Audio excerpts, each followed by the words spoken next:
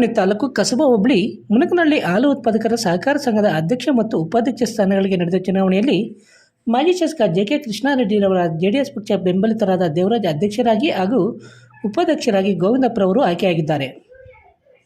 ಶನಿವಾರ ಅಧ್ಯಕ್ಷ ಮತ್ತು ಉಪಾಧ್ಯಕ್ಷ ಸ್ಥಾನಗಳಿಗೆ ನಡೆದ ಚುನಾವಣೆಯಲ್ಲಿ ಅಧ್ಯಕ್ಷ ಸ್ಥಾನಕ್ಕೆ ಜೆಡಿಎಸ್ ಪಕ್ಷ ಬೆಂಬಲಿತರಾಗಿ ದೇವರಾಜ್ ಹಾಗೂ ಉನ್ನತ ಶಿಕ್ಷಣ ಸಚಿವ ಡಾಕ್ಟರ್ ಎಂ.ಸಿ. ಸುಧಾಕರ್ ಅವರ ಕಾಂಗ್ರೆಸ್ ಪಕ್ಷ ಬೆಂಬಲಿತರಾಗಿ ಎಸ್. ರವೀಂದ್ರರವರು ಸ್ಪರ್ಧೆ ಮಾಡಿದ್ದು, ಚುನಾವಣೆಯಲ್ಲಿ ಜೆಡಿಎಸ್ನ ದೇವರಾಜ್ರವರಿಗೆ 7 ಮತಗಳು ಹಾಗೂ ಕಾಂಗ್ರೆಸ್ನ ಎಸ್. ರವೀಂದ್ರರವರಿಗೆ 6 ಮತಗಳು ಬಿದ್ದಿದ್ದು, 7 ಮತಗಳನ್ನು ಪಡೆದ ಜೆಡಿಎಸ್ನ ದೇವರಾಜ್ರವರನ್ನು ಅಧ್ಯಕ್ಷರಾಗಿ ಆಯ್ಕೆಯಾಗಿದ್ದಾರೆ ಎಂದು ಚುನಾವಣಾಧಿಕಾರಿ ಘೋಷಣೆ ಮಾಡಿದ್ದಾರೆ.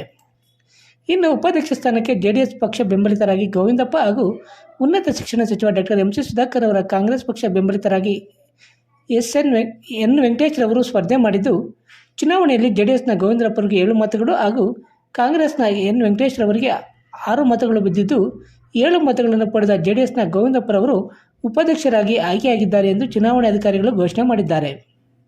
ಇನ್ನು ನೂತನವಾಗಿ ಮುನಕನಹಳ್ಳಿ ಹಾಲು ಉತ್ಪಾದಕರ ಸಹಕಾರ ಸಂಘಕ್ಕೆ ಅಧ್ಯಕ್ಷ ಮತ್ತು ಉಪಾಧ್ಯಕ್ಷರಾಗಿ ಆಯ್ಕೆಯಾಗಿರುವವರನ್ನು ಮಾಜಿ ಶಾಸಕ ಜೆ.ಕೆ. ಕೃಷ್ಣಾರೆಡ್ಡಿರವರು ತಮ್ಮ ಜೆ.ಕೆ. ಭವನದಲ್ಲಿ ಆತ್ಮೀಯವಾಗಿ ಹೂಮಾಲೆ ಹಾಕಿ ಅಭಿನಂದನೆಗಳನ್ನು ಸಲ್ಲಿಸಿ ಶುಭ ಹಾರೈಸಿದರು. ಈ ಸಂದರ್ಭದಲ್ಲಿ ಎಲ್ಲ ಜೆಡಿಎಸ್ ಪಕ್ಷದ ಮುಖಂಡರು, ಮುನಕನಹಳ್ಳಿ ಗ್ರಾಮಸ್ಥರು ಮತ್ತಿತರರು ಉಪಸ್ಥಿತರಿದ್ದರು.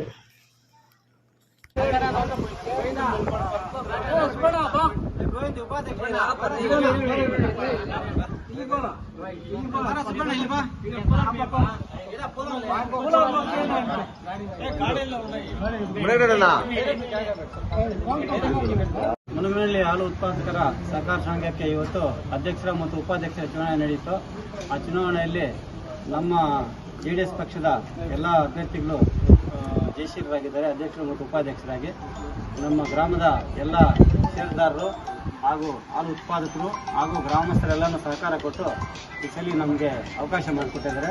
ಈ ಮಾಧ್ಯಮದ ಮುಖಾಂತರ ಎಲ್ರಿಗೂ ಧನ್ಯವಾದ ಹೇಳ್ತಾ ಇದ್ದೀವಿ. ನಮ್ಮ ಶಾಸಕರ ಸಹಕಾರನೂ ನಮ್ಗೆ ಸಂಪೂರ್ಣವಾಗಿತ್ತು. ಅವ್ರಿಗೂ ಸಹ ಈ ಸಂದರ್ಭದಲ್ಲಿ ಧನ್ಯವಾದ. ಮಾಜಿ ಶಾಸಕರು ನಮ್ಮ ಸಹಕಾರ ಸಂಪೂರ್ಣ ಇತ್ತು.